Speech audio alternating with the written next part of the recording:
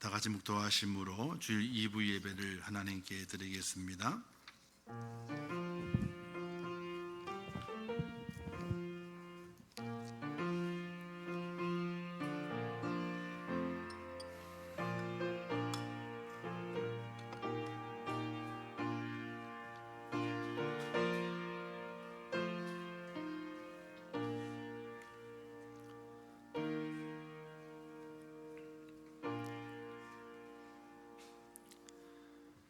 새 노래로 여호와께 찬송하라.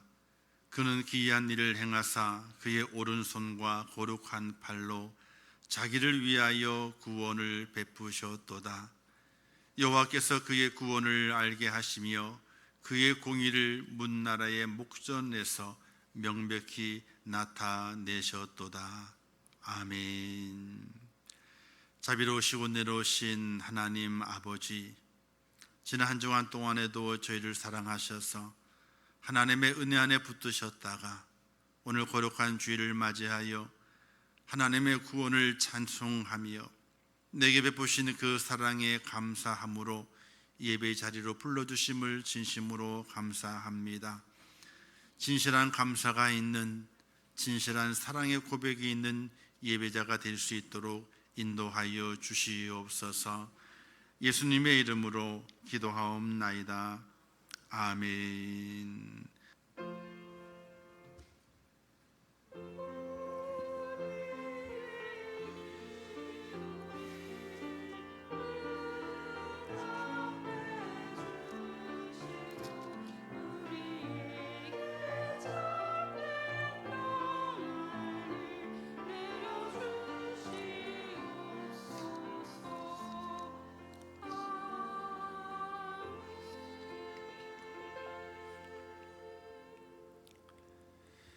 하나님 말씀 로마서 5장 1절에서 4절 말씀까지 봉독해 주시겠습니다. 말씀 봉독해 드리겠습니다. 그러므로 우리가 믿음으로 의롭다 하심을 받았으니 우리 주 예수 그리스도로 말미암아 하나님과 화평을 누리자. 또한 그로 말미암아 우리가 믿음으로 서 있는 이 은혜에 들어감을 얻었으며 하나님의 영광을 바라고 즐거워하느니라.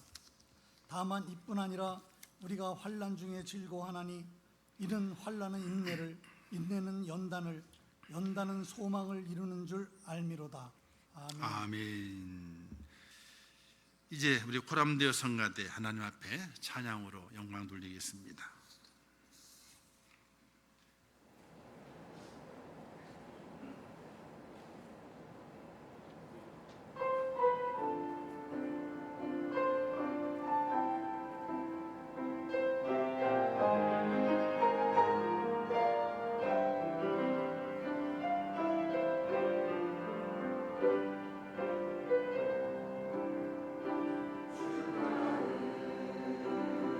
주시고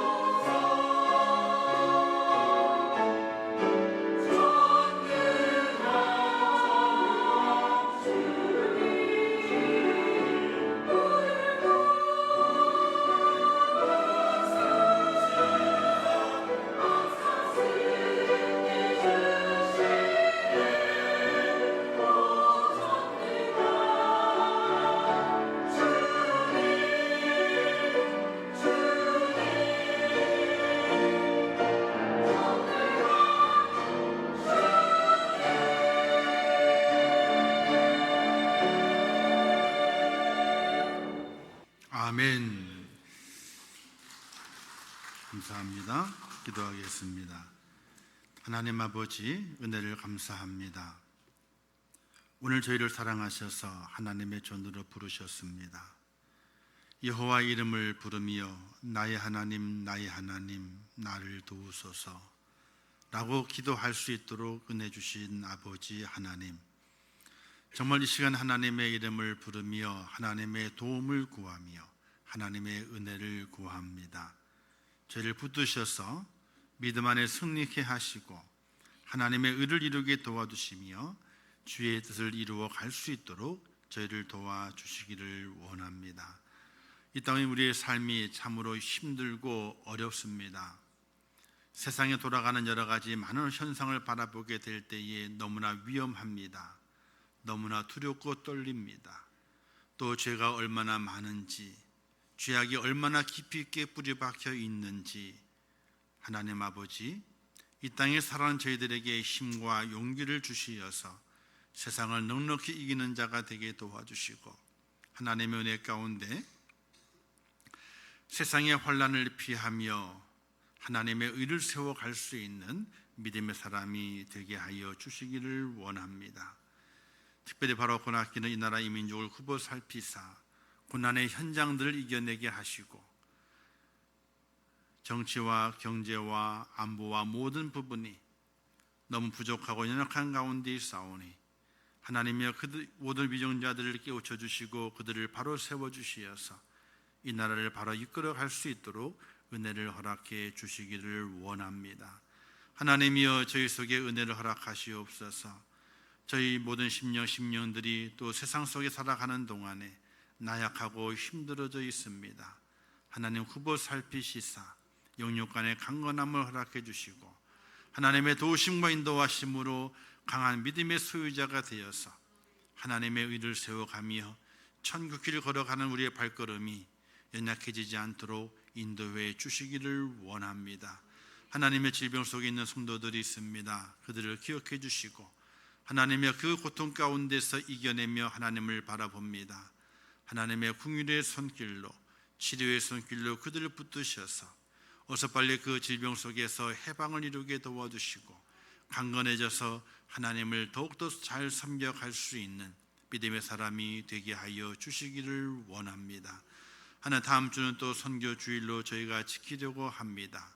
선교하는 것은 교회의 사명이요 성도의 사명입니다.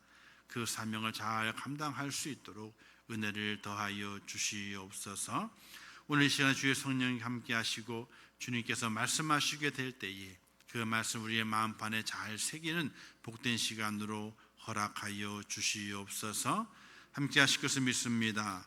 예수님의 이름으로 축복하며 기도하옵나이다. 아멘. 할렐루야. 우리 한번 따라서 하겠습니다. 성도의 삶은 복입니다. 우리가 복을 참 좋아하죠. 한국 사람만큼 복을 좋아하는 사람은 없을 겁니다. 얼마나 복을 좋아하는지 우리가 그 옛날 분들이 베개에다가도 복자를 써놓고 이불에다가도 써놓고 그뿐만 아니라 밥을 먹는 그 그릇에도 복자가, 뚜껑에도 복자가, 또 젓가락에도 수저에도 복자를 기록해 놓아서 복 받는 걸 참으로 좋아했습니다. 과연 복은 무엇인가 우리가 깊이 있게 생각을 해봐야 됩니다. 과연 복이 무엇일까? 복은 변함이 없어야지 복입니다. 복은 한 번에 끝나는 것이 아니라 지속적으로 연결되어 있어서 끊임없이 복의 줄기가 우리 속에 펼쳐지게 될 때에 그것이 진정한 복이라고 말할 수 있습니다. 또 복이라고 하는 것은 어떤 환경과 여건이 다르다고 해가지고 그 복이 내게 도리어 저주가 되면 안 됩니다. 언제나 내게 복이 되어야 되고 내게 즐거움이 되어야 되고 내게 감격이 되어야 하는 것이 진정한 복인 것입니다. 그 진정한 복은 성도의 삶이 복이라 이걸 우리가 깨닫고 살아가야 됩니다. 세상에 주는 물질에 또는 명예와 권세, 이것이 많고 이것이 풍성하게 될 때에 복이라. 근데 전혀 그렇지 않습니다. 내 편이었는데 나중에는요, 남의 편이 되는 경우가 많이 있습니다. 오늘은 내 편이어서 나를 즐겁게 만들고 나를 풍요롭게 만들지만요, 내일은 남의 편이 되어서 내게 칼을 겨누는 경우가 참 많이 있습니다. 세상의 모든 것이 그렇습니다. 복은 복이지만은 진정한 복은 아닙니다. 진정한 복이라고 하는 것은 바로 성도의 살아가는 그 삶이 하나님께서 내게 허락하신 복이라. 이 깨달음을 오늘 이 시간에 간직할 수 있기를 주님의 이름으로 축원합니다. 성도라고 하는 것은 하나님을 바라보고 그를 의지하며 그의 아들 독생자 예수 그리스도의 구원을 믿고 묵상하는 사람을 가리켜서 성도라고 합니다. 바울도 고린도후서 1장 9절 말에서 이렇게 말씀하기를 이는 우리로 자기를 의지하지 말고 오직 죽은 자를 다시 살리시는 하나님만 의지하게 하심이라. 이렇게도 말씀했습니다. 바로 성도라고 하는 것은 하나님을 의지하는데 어떤 하나님이냐? 독생자 예수 그리스도를 이 땅에 보내셔서 내게 구원을 주신 하나님의 그 은혜를 날마다 묵상하는 사람, 이 사람이 성도예요.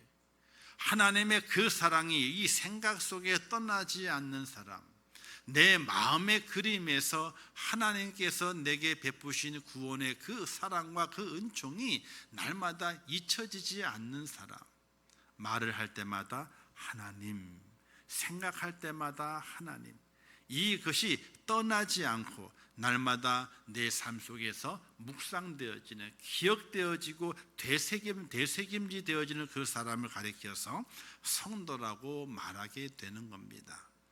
그래서 사탄이 가장 두려워하는 것은요, 목사님도 아니에요, 장로님도 아니에요, 권사님도 아니에요. 사탄이 가장 두려워하는 것은 하나님을 묵상하는 그리스도인 성도를 가장 무서워하는 거예요. 우리는 사탄이 무서워하는 그런 성도로 살아가는 것 무척 힘들어하죠. 믿음으로 살아야 하고 십자가를 지고 그 길을 가야 하며 무언가 내 삶에서 제재당하고 억압당하고 뭔가 조심해야 할 것이 많음으로 인해서 너무 힘들다, 너무 어렵다, 이렇게 생각하고 말하는 성도들이 있습니다. 맞는 말입니다. 성도로 살아가는 것은 참 어렵고 힘든 일입니다. 결코 쉬운 일이 아닙니다. 오직 힘들면 하나님께서 이렇게 말씀했죠. 그 문은 참 좁으며 그 길은 좁고 협착하여 찾는 이가 적다, 이렇게 말씀했어요. 그 길이 참 쉽고 좋은 길이라면 많은 사람이 찾겠지만은 그러나 성도로 가는 그 길은 좁다 얘기했어요. 또 어렵다고 합니다. 그래서 찾는 이가 적다, 이렇게 말씀했습니다. 즉 아무나 가는 길이 아니라는 것이지요. 아무나 가는 길이 아니지만 어쩌면 또는요, 아무나 갈 수 있는 길입니다. 성경에 말씀하기를 누구든지라는 단어를 사용해서 누구든지 성도가 될 수 있음을 말하고 있죠. 성경이 이르기를 누구든지 그를 믿는 자는 부끄러움을 당하지 아니하리라 하니 유대인이나 헬라인이나 차별이 없음이라. 누구든지 주의 이름을 부르는 자는 구원을 받으리라, 이렇게 말씀하시면서 누구든지 성도가 될 수 있다고 합니다. 하지만요, 누구나 그 길을 완주할 수는 없습니다. 누구든지 성도가 될 수는 있지만은 그 길을 완주할 수는 없다는 이야기. 우리가 마라톤 경주를 바라보게 될 때에 42.19km를 달립니다.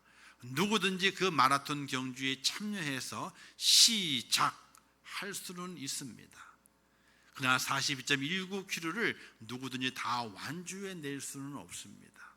그와 같이 누구든지 성도는 될 수 있지만은 그 성도가 그 마지막까지 그 길을, 성도의 그 길을 완주해 내느냐. 그러나 완주해 내지 못한다는 거죠.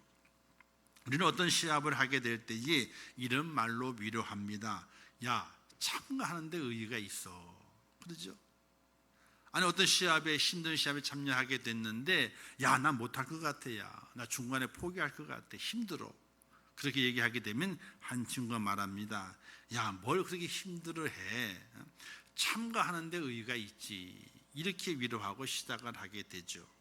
그러나 죄송하게도요, 성도의 길은 참가하는 데 의의가 있는 것이 아닙니다. 참가하는 데 의의가 있는 것이 아니에요. 세상의 어떤 시합이나 어떤 경기에는 참가하는 데 의의가 있겠지요. 그러나 참가하는 성도의 길은요, 참가하는 데 의의가 있는 것이 아니에요. 자, 지금 야구가 지금 이제 뭐 있습니다. 야구 경기를, 프로 경기를 합니다. 시즌 시작하게 될 때에 구단주가 말합니다. 선수 여러분, 자, 이제 시즌이 시작됐습니다. 그러나 너무 힘쓰지 마세요. 너무 어렵게 생각하지 마세요. 우리 구단은요, 그냥 야구 경기에 참가하는 데 의의가 있습니다. 이렇게 말하는 구단주가 있을까요? 감독이 있을까요? 아니, 그 전년대 꼴찌를 했어. 올 시즌에도 전혀 소망이 보이질 않아. 그러기에 구단주와 감독이 선수들이 말하기를, 선수 여러분, 아이고 힘들어하지 마세요. 걱정하지 마세요. 올 시즌은요, 그냥 참가하는 데 의의가 있습니다. 이렇게 말할 감독이 어디 있으며 그렇게 말할 구단주가 어디 있겠습니까? 작년엔 시즌은 실패했을지라도 올 시즌 한번 해봅시다. 이렇게 하지 않을까요? 성도가 하는 일도 마찬가지입니다. 참가하는 데 의의가 있는 것이 절대로 아닙니다. 끝까지 그 길을 걸어가야 되고 완주해내야 되고, 내가 지켜야 할 그 믿음의 지킴을 온전히 감당해서 하나님 앞에 믿음으로 성취했다고 하는 것을 하나님께 보여드리고 인정받는 그 길이 바로 성도의 길이라는 사실이. 그런데 우리는 어쩌면은요, 그냥 참가하는 데 의의가 있다, 이렇게 생각을 하고 예배를 드리고 기도를 하고 찬양을 하고 우리의 믿음의 삶을 그렇게 시간을 허비하듯이 보내는 경향이 많이 있다는 것을 우리가 깨닫고 반성하면서, 하나님의 성도의 길은 참가하는 데 의의가 있는 것이 아니라 믿음을 지켜내는 데 의의가 있고, 그 믿음을 가지고 사탄을 물리치며 승리하는 데 의의가 있습니다. 뜻이 있습니다. 목표가 있습니다. 하는 그런 자세로 우리가 하나님을 섬기고 믿음의 길을 걸어가야 된다는 사실을 깨달으시기를 주님의 이름으로 축원합니다. 우리는 사도 바울의 신앙 고백 속에서 성도의 자세를 볼 수가 있습니다. 사도 바울은 어떤 마음을 가지고 그 믿음의 길을 걸어갔느냐는 거예요. 사도 바울의 많은 고백에서 이런 고백을 하고 있습니다. 살든지 죽든지. 이 말은요, 내가 하나님을 믿는데, 내가 예수 그리스도를 믿는데 어떻게 믿겠다? 죽기 살기로 믿겠다는 거예요. 죽기 살기로. 죽기 아니면 살기지 뭐. 한번 따라서 하겠습니다. 죽기 아니면 살기다. 이런 믿음을 가지고 사도 바울이 그의 믿음의 길을 걸어갔다는 사실이, 그냥 쉽게 그 길을 선택하고 쉽게 그 길을 걸어가는 것이 아니라 사도 바울의 그 마음속에는 죽기 아니면 살기다 이거예요. 살아도 주를 위해서, 죽어도 주를 위해서. 이 위대한 사도 바울의 고백이 오늘 우리의 마음을 때려야 됩니다. 우리의 마음을 움직여야 됩니다. 우리는 또 이런 마음을 가지고 살아가야 돼요. 하나님 믿으면서 힘들어요, 어려워요, 고통을 당해요. 그러나 이렇게 생각해야 됩니다. 죽기밖에 더 하겠냐? 죽기밖에 더 하겠냐? 뭐가 죽어요? 그래서 내 몸이 죽는 거예요. 내 육신의 생명이 그때가 돼 죽는 거예요. 죽기밖에 더 하겠냐? 왜? 내 영혼은 하나님께 가기 때문에. 천국에 들어가기 때문에 그런 믿음의 담대함과 그런 각오를 가지고 살아갈 수 있는 하나님의 사람이 돼야 하는 것이.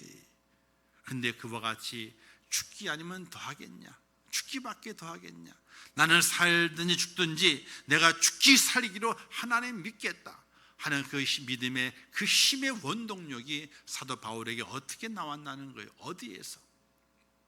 빌립보서에 보면 이런 말씀이 기록되어 있습니다.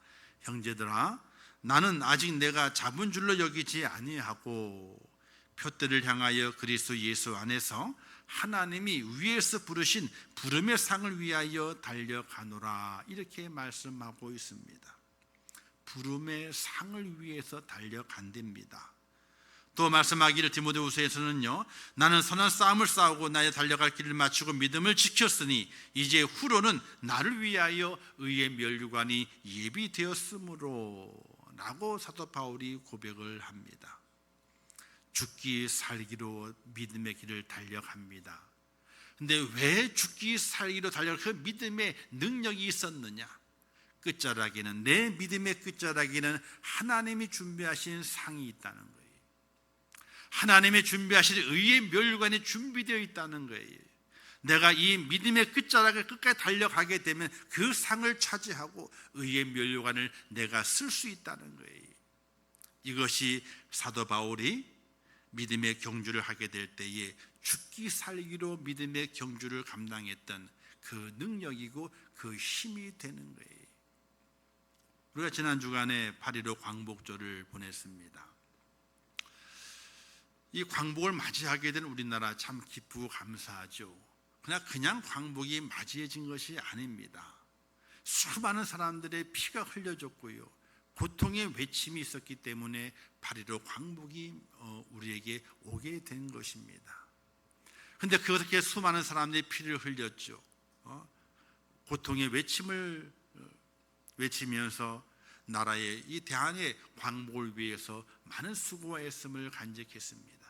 자, 그들이 죽음의 현장 속에서도 나라의 광복을 위해서, 그 엄청난 그 고통의 현장에서 나라의 광복을 위해서 힘을 쏟았던 것은 다른 곳에 있는 것이 아니라 이 나라는 꼭 광복한다, 독립한다, 그 소망이 그들의 힘이 되어서 그 고통과 그 고난과 그 죽음의 그 능선을 넘어서 그들이 그렇게 힘을 내서 나라를 위해서, 민족을 위해서 목숨을 바쳤다는 사실을 우리는 기억해야 됩니다. 아무 소망이 없는데 그냥 죽지 뭐, 절대 그것이 아니에요. 내가 왜 나라를 위해서 죽어야 되느냐, 내가 왜 나라를 위해서 고통을 받아야 되느냐, 그들의 소망이 있었어요. 나의 죽음이, 나의 고통이 이 나라의 독립을 이루게 될 것이라는 소망이 있었기 때문에 그것이 힘이 돼서 그들의 몸을 드릴 수 있었고 그들의 가정을 다 그 고통 속에 몰아넣게 되는 힘이 되었다는 사실이에요. 사도 바울이 죽기 살기로 믿었던 이유는 다른 곳에 있는 것이 아니라, 내 믿음의 끝자락에 하나님의 상이 준비되어 있다, 의의 면류관이 준비되어 있다고 하는 그 믿음의 확신이 그에 있었기 때문에 나는 예수를 죽기 살기로 믿어, 나는 예수를 죽기 살기를 믿어, 이런 믿음의 고백으로 그 길을 걸어갔다는 것을 우리가 귀하게 깨달을 수 있기를 주님의 이름으로 축원합니다. 그래서 성도의 길, 아무나 갈 수 없지만은 그러나 아무나 갈 수 있습니다. 그러나 그 길을 완주하는 것은 아무나 할 수가 없습니다. 그 믿음의 길을 완주하기 위해서는 성도에게 필요한 것이 있습니다. 그것은 무엇인가? 바로 하나님께서 내 믿음의 끝자락에 상을 준비해 놓고 계시다는 것. 성도가 가는 그 길을 하나님께서 복을 허락해 주시어서 그 가는 길마다 하나님의 복이 내게 준비되어 있고 내게 공급되어진다고 하는 그 믿음이 내 속에 있게 될 때에 우리가 그 믿음의 길을 온전히 걸어갈 수 있다는 사실입니다. 요즘 운동회 하게 될 때는 운동회를 거의 많이 안 하죠. 옛날 우리 어릴 때 학교 다닐 때 운동회를 하고 또 제가 젊었을 때에도 이제 운동회 하는 것을 보게 됩니다. 그럼 꼭 상이 있어요. 1등, 2등, 3등까지만 상이 있어요. 그래서 1등, 2등, 3등 하려고 얼마나 애를 쓰는지 몰라. 근데 상이라고 좋은 게 아니에요. 1등은 종합장 하나, 2등은 공책 하나, 3등은요 연필 한 자루. 한 타수도 아니요, 한 자루 줘요. 근데 그거 받으려고 얼마나 달리는지 몰라. 근데 3등이 못 돼서 안타깝게, 그러면 4등은 울어, 그냥 막 울어. 왜? 연필 한 자루 못 탔다 이거야. 막 울어. 상이 참 우리에게 뭔가를 발휘하게 만들어요. 동기를 유발하게 만들어요. 성경 하나님도 마찬가지. 너희가 믿음의 길을 완주하게 되면 내가 너에게 상이 있다. 너가 성도가 되었느냐, 성도로 가는 그 길에 내가 너에게 주는 상이 있다. 그 상을 바라보고 지치지 말고 믿음의 경주를 끝마쳐라. 끝마쳤을 때 그 끝자락에 더 큰 상이 준비되어 있다. 이렇게 말씀하시는 하나님의 말씀을 내 마음에 새기면서 성도의 삶은 하나님께 복받는 삶이다. 이런 믿음의 은혜를 가지고 이 마지막 때에 이 땅에서 힘있게 경주를 감당해서 믿음의 끝자락에 주시는 하나님의 그 축복을 다 누리는 복된 여러분 되시기를 주님의 이름으로 축원합니다. 그렇다면 어떤 복을 허락해 주시는가? 성도가 되게 되면요, 첫 번째 주시는 복이 있습니다. 이 땅의 모든 사람들은 다 죄인이죠. 의인은 없나니 하나도 없다 그랬습니다. 또 모든 사람이 죄를 범하였으며 하나님의 영광에 이르지 못하더니라고 말씀하십니다. 또 에베소서 3장 1절 말씀에 말씀하기를 허물과 죄로 죽었던 너희를 이렇게 말씀하시게 되죠. 우리 모든 사람은 죄를 졌습니다. 그러나 성도가 되는 그 순간에 하나님께서 우리의 모든 죄를 사하시고 우리를 의롭다라고 칭해 주시는 은혜를 주시게 됩니다. 다른 사람은 다 죄인인데 하나님 앞에 나가 하나님을 바라봅니다. 하나님의 은혜를 내 마음속에 묵상합니다. 예수 그리스도의 구속의 은총을 내가 믿습니다. 나는 그 고백 한마디를 가지고 하나님 우리에게 복을 허락해 주시게 되는데 의롭다라고 여겨주시는 복입니다. 근데 의인은 아니죠. 속은 죄가 가득 찼는데 하나님께서 아이고 의인으로 봐줄게, 옷을 하나 더 입겨 입어라 하고 새 옷을 하나 입혀주시는 거예요. 이건 뭘 말하게 되냐면요, 내가 너에게 다시 한번 인생을 살 기회를 줄게, 이 말씀이에요. 여러분, 다시 인생을 다시 살 수 있다면 어떻게 사시겠어요? 인생을 다시 산다면요, 야, 나는 이것도 해볼 거야, 야, 저렇게도 해볼 거야, 야, 더 멋지게 살아볼 거야, 이런 마음을 가졌잖아요. 그러나 우리 인생은 다시 살 수는 없어요. 다시 살 수는 없어요. 그러나 다시 사는 기회를 하나님께서 한 번 허락하시게 됩니다. 이거는 뭘 말하게 되냐면요, 자, 죄를 지면 벌을 받게 돼 있지 않습니까? 그래서 재판에서 받아요. 여러 가지 변호도 합니다. 재판장에 판결을 내립니다. 징역 2년에 집행유예 5년 딱 때렸어요. 그러면 감옥에 갑니까 안 갑니까? 징역 2년 받았는데요, 근데 집행유예 5년이라고 그랬습니다. 징역 2년에 해당하는 죄를 졌지만 그래도 참작을 해서 5년 동안 그 징역에 대한 집행을 연기하겠다, 5년 동안, 그런 이야기. 근데 그 5년은 뭐예요? 내가 당신에게 새로운 삶을 살 기회를 줄 테니까 5년 동안 당신의 삶을 바꾸어서 죄 짓지 말고 살아보시오 라고 기회를 주는 거예요. 기회를. 근데 그 기회를 선용하지 못하고 죄를 지면 어떻게 돼요? 옛날에 받은 징역 2년에다가 다시 지은 죄에다가 플러스 돼가지고 어떻게 징역을 더 많이 살아. 근데 5년 동안에 참 사람이 바뀌었어. 죄를 짓지 않아. 잘 살았어. 5년이 지났어요. 그럼 어떻게 돼요? 2년의 징역이 없어져요.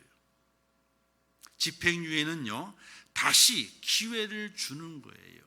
하나님께서 우리가 성도가 돼서 하나님을 묵상하고 하나님 믿음 안에서 주님의 구속의 은총을 우리의 마음에 생각하고 믿고 그 길을 따라가려고 다짐했을 때에, 자, 너는 성도가 되었다, 내가 너를 의롭다고 칭해 주겠다 라고 말씀하시면서 새 인생을 다시 살아라, 새 인생을 다시 기회를 주시는 하나님의 복을 받은 거예요. 이게 얼마나 귀한 줄 아세요? 다시 산다는 것, 다시 기회를 부여받는다는 것, 얼마나 귀한 것이에요. 그러므로 성도의 삶은 다시 하나님께로부터 인생을 살도록 기회를 부여받은 삶이기 때문에 그것이 큰 복임을 우리가 깨닫고, 내가 성도가 된 것은 하나님께 복받은 것이구나, 그런 믿음을 꼭 간직하시면서 힘있게 사는 귀한 여러분 되시기를 주님의 이름으로 축원합니다. 두 번째는요, 오늘 본문에 이렇게 말씀하게 되죠. 1절 말씀에 1절 하반절에 우리 주 예수 그리스도를 말미암아 하나님과 화평을 누리자, 이렇게 말씀해요. 우리 주 예수 그리스도로 말미암아, 이렇게 말씀했죠. 말미암는다, 이런 말은요, 더불어, 함께, 이런 의미도 그 단어 속에 포함되어 있습니다. 즉 예수 그리스도와 함께 하면서 하나님이 주시는 그 화평을 누리는 사람이 된다는 거예요. 성경에 이제 바른 성경이 있는데요, 그 바른 성경에는 이 5장 1절 말씀을 이렇게 썼어요. 그러므로 우리가 믿음으로 의롭다 하심을 얻었으므로 우리 주 예수 그리스도를 말미암아 하나님과 더불어 화평을 누린다, 이렇게 누린다라고 기록이 되어 있어요. 여기는 누리자로 되어 있잖아요. 누리자는 아직 누리는 것이 아니에요. 그런데 바른 성경에서는 하나님과 화평을 누린다는 겁니다. 누린다는 거예요. 이걸 다시 해석을 하게 되면 이런 말입니다. 성도가 되는 것은 예수 그리스도께서 함께 하시는 것이고, 예수 그리스도가 함께 하시는 말미암아 한 원수가 되었던 하나님과 어떤 관계가 화평을 이루는, 화목을 이루는 관계가 되었다는 것이, 쉬운 말로요, 하나님과 친해졌다는 이야기예요. 친해졌다는 이야기. 우리가 세상을 살아가면서 누구와 친하기를 원합니까? 어떤 분은요, 아이고 돈 많은 사람과 친하면 좋겠다. 어떤 분은 힘 있는 사람과 친하면 좋겠다. 어떤 분은 똑똑한 사람과 친하면 좋겠다, 이런 마음을 가져요. 근데 깊이 생각하게 되면요, 좋은 것이 아니에요. 내가 좋을 때 그들이 내게 도움이 되지, 내가 곤경에 빠지게 되잖아요. 그러면 물귀신 작전을 쓸까봐 다 도망가 버리고 말아. 정말 그래요. 내가 좋을 때 세상의 친구는 남아있어요. 내가 힘들 때는요, 세상의 친구는 없어요. 왜? 물귀신 작전으로 끌고 들어갈까봐 없어져요. 근데 하나님은 어떤 분이십니까? 온 우주 만물을 창조하시고 전능하신 하나님이십니다. 근데 그 하나님과 친해진 사람이 바로 성도라고 하는 거예요. 하나님을 날마다 묵상하고 그의 은혜를 마음에 기리면서, 하나님 은혜가 내가 구원을 받았지, 내가 믿음으로 걸어가지 하고 고백하며 살아가는 그 하나님의 사람을 성도라 그러게 되는데, 그 성도는 하나님과 친해진 사람. 이게 얼마나 큰 기쁨인 줄 아세요? 얼마나 큰 복인 줄 아세요? 하나님과 친해진 거예요. 아니, 하나님은 어떤 사람, 어떤 분이신데, 신이시거든요. 유일신이시거든요.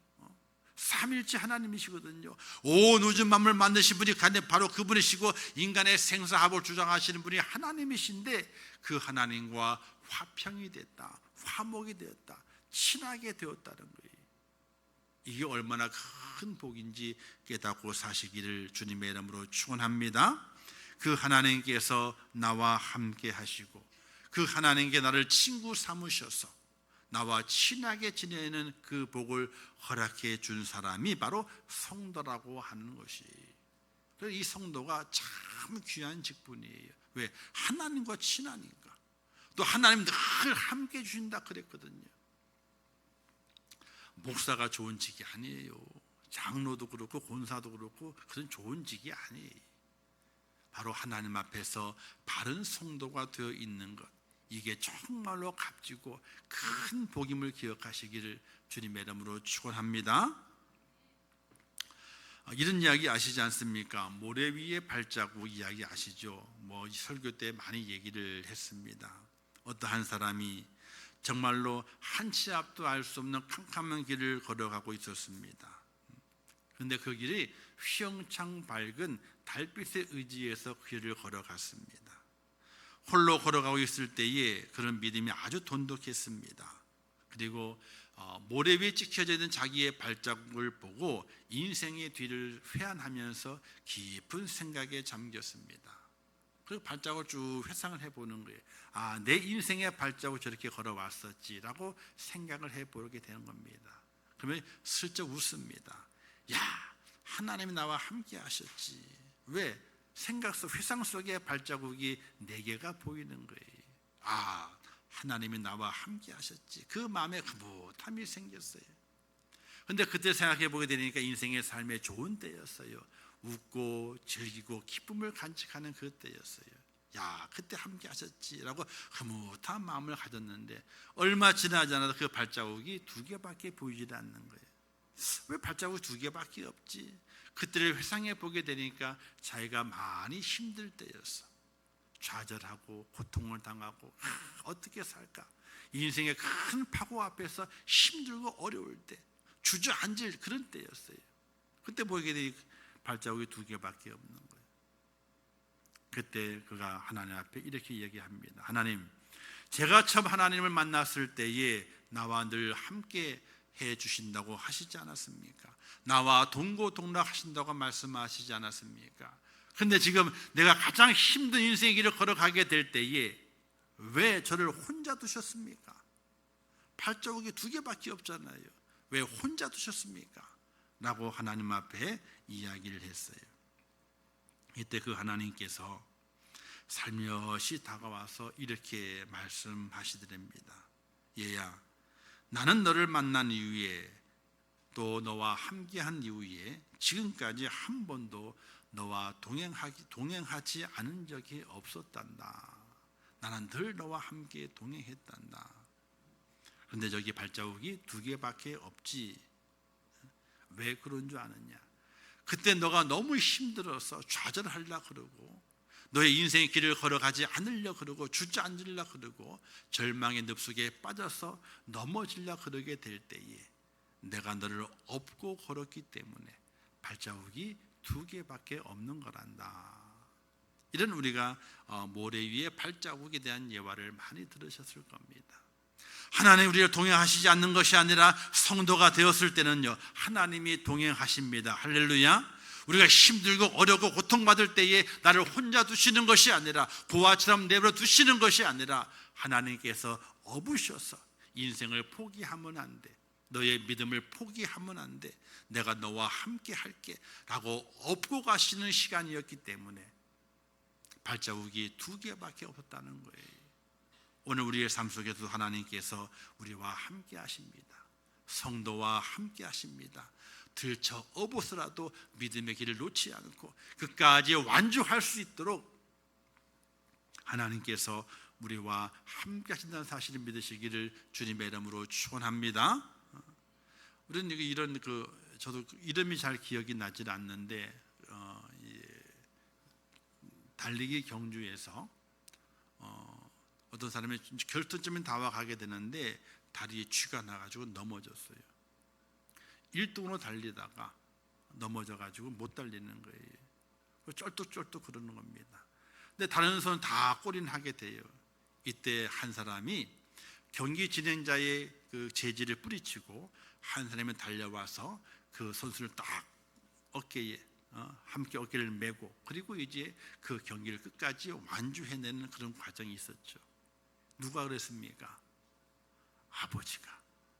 아버지가 경쟁에 뛰어들어와가지고 넘어져가지고 아니 1등 달렸었는데 넘어져서 다리에 힘이 풀려가지고 넘어져가지고 쩔뚝거리는 그 아들을 어깨에 딱 줄러매고 그리고 결승전까지 함께 골인하는 그 감동적인 장면이 있었어요. 그 결승식 골인을 하게 될 때 관중들이 다 일어나 박수를 쳤거든요. 아버지가 그렇게 했어요. 아버지가 우리의 영의 아버지도 우리를 혼자 내버려 두시는 것이 아니라 성도가 걸어가는 그 길, 믿음의 그 길을 혼자 내버려 두시는 것이 아니라 어떤 환난이 와도 어떤 고통이 와도 들쳐 업어서라도 그 길을 완주케 하시는 분이 바로 하나님이 되시게 되는데 그 하나님이 복이 된 사람이 하나님이 아버지가 된 사람이 성도에게 주시는 하나님의 축복인 것을 기억하게 될 때에 성도가 얼마나 큰 복을 받은 하나님의 사람인 것을 깨닫는 귀한 여러분 되시기를 주님의 이름으로 축원합니다. 하나님께서 날마다 함께 하시는 겁니다. 우리와 친구가 되어주시고 하나님과 친하게 되어진다는 사실이 얼마나 큰 복입니까? 성도가 받은 복이에요. 마지막 세 번째는 성도에게는요, 하나님의 영광을 바라볼 수 있는 소망을 주시게 됩니다. 어떤 환난이 와도, 어떤 고난이 와도, 어떤 역경이 와도 그 소망을 이룰 수 있도록 하나님께서 성도에게 은혜를 주시게 됩니다. 마지막 끝자락에 준비해 놓으신 복이 있어요. 사도 바울이 마지막 끝자락에 준비해 놓은 의의 면류관, 그 면류관을 바라보고 그가 살든지 죽든지 주님의 영광을 위해 살았다는 그 믿음의 그 모습의 긍지를 완주했던 것처럼 믿음의 끝자락에 준비해 놓으신 하나님의 상이 있습니다. 성도에게는, 목사에게는 없어요. 장로에게도 없어요. 권사에게도 없다니까요. 성도에게만 준비해 놓은 상이 있는 거예요. 의의 면류관. 목사가 의의 면류관을 쓰는 거 아니에요. 장로님이 의의 면류관을 쓰는 거 아니라니까요. 권사님이 쓰는 것이 아니에요. 성도가 됐을 때에, 성도로 그 성도의 믿음을 가지고 믿음의 경지를 완주했을 때에 거기에서 하나님께서 의의 면류관을 성도에게 쓰여주시는 거예요. 이 소망이 바울에게 있었고 또 오늘 우리에게도 그 소망이 있어야 돼. 내 믿음의 끝자락에 하나님의 준비하신 상이 있는데 의의 면류관이 있다. 그 믿음을 간직하고 그 믿음을 소망하게 될 때에 오늘 우리가 이 믿음의 성도의 그 길을 완주해 갈 수 있는 축복자가 된다는 것이에요. 상이 있어요. 그 상을 바라보셔야 돼요. 이 상은 두 가지의 상이 있습니다. 첫 번째는요, 영의 상이 바로 의의 면류관입니다. 의의 면류관. 이건 성도가 그 길을 완주했을 때에 의의 면류관을 주시게 됩니다. 두 번째 상이 있습니다. 이 상은 행위의 상이에요. 내가 믿음의 길을 경주하게 될 때에 하나님을 위해서 주의 뜻을 위해서 얼마나 수고하고 애쓰느냐에 따라서 상을 준비하신다고 그랬습니다. 행위록에 다 기록해 놓으셔서 그 상을 주신다고 말씀했어요. 내 말에 순종한 자는 천대까지 복을 이루고, 그러나 내 말에 순종하지 않은 자는 3, 4대의 하나님의 저주를 받는다, 이렇게 말씀하셨거든요. 행위의 상이 있어요. 의의 면류관을 쓰게 되고 행위의 그 상도 우리가 바라보게 될 때에 오늘 우리가 주저앉아 있을 수 없는 겁니다. 하나님 힘을 내겠습니다. 하나님의 다 인내하겠습니다. 믿음으로 걸어가겠습니다. 그 하나님이 준비하신 그 상이 내게 힘이 되게 될 때에 우리가 성도의 그 길을 완주해낼 수 있게 되는데, 성도가 된 것은 하나님이 내게 복을 허락하신 것이라 하는 그런 믿음 안에서 믿음의 경주를 끝까지 잘 달려갈 수 있는 하나님의 사람이 될 수 있기를 주님의 이름으로 축원합니다. 사도 요한이 반모섬에 유배당했을 때에 무엇으로 그 시절을 이겨냈습니까? 다른 것이 아닙니다. 천국을 소망했기 때문에 이겨낼 수 있었습니다. 아멘. 주 예수여 어서 오시옵소서. 다른 것이 아니라 주님 어서 오시라고, 그 소망 때문에 반모섬에서의 그 유배 생활을 이겨내고 요한계시록을 기록하면서 성도들의 귀한 믿음의 본이 된 것을 볼 수가 있게 됩니다. 사랑하는 성도 여러분, 성도의 삶은요, 고난이 아닙니다. 하나님의 복이 가득한 삶입니다. 나의 죄를 용서하시고 의롭다 칭해 주셨고, 이 땅 인생의 삶을 혼자 두는 것이 아니라 날마다 함께 하시면서 나는 너와 친하게 지내기를 원한다. 너와 나는 친하다. 화평의 은혜를 허락해 주셨고, 너의 믿음의 끝자락에는 내가 준비하는 것이 있다. 의의 면류관이 준비되어 있다. 이 약속을 우리에게 보여주시면서 성도의 삶은 고난이 아니요, 성도의 삶은 고통과 환난이 아니요, 성도의 삶은 바로 복의 삶인 것을 우리에게 보여주시게 되는데, 보여주신 하나님의 그 은혜를 우리의 눈으로 바라보면서 정말 그렇습니다. 하나님, 성도로 살아가는 그 길은 힘든 길이지만은 그러나 복 받는 길입니다. 복을 누리며 살아가는 그 길입니다. 이런 믿음의 고백을 통해서 온전한 성도의 삶을 잘 감당해 놓으시고 마지막 끝자락에 믿음을 지켰으니, 사도 바울의 고백처럼 의의 면류관을 다 쓰므로 말미암아 하나님의 영광에 이르는 축복자가 꼭 될 수 있기를 주님의 이름으로 축원합니다. 기도하겠습니다. 하나님 아버지 은혜를 감사합니다. 오늘도 귀한 말씀을 주셨습니다. 잘 깨닫게 하시고 성도의 삶은 고난이 아니고 환난이 아니고 고통이 아니고 하나님의 복을 누리는 귀한 삶인 것을 저희가 깨닫고 또 그 삶을 누려가면서 하나님께 온전한 영광을 돌려드릴 수 있도록 은혜를 베풀어 주시옵소서. 예수님의 이름으로 기도하옵나이다. 아멘. 지금은 우리 주 예수 그리스도의 은혜와 하나님 아버지의 크신 사랑하심과 성령님의 감화 감동 위로 축복 교통하신 역사가 오늘 거룩한 주일을 지키며 주의 전월과 예배하며 하나님의 말씀을 들으며 성도의 삶은 하나님이 허락하시는 복의 삶임을 깨닫고 그 복을 누리면서 우리의 마지막 믿음의 그 끝자락에서 의의 면류관을 쓰고 하나님의 영광의 그 자리에 동참하기를 원하는 우리 임청교회 성도들 머리 위에와 그들의 가정과 일터와 성업과 자녀들과 미래의 모든 소원들 위에 이 나라 이민족 위에 온 지구촌 위에 지금도 세계 속에서 복음을 전하시는 선교사들과 그 선교의 현장들 위에 이제부터 영원토록 함께 있을지어다. 아멘.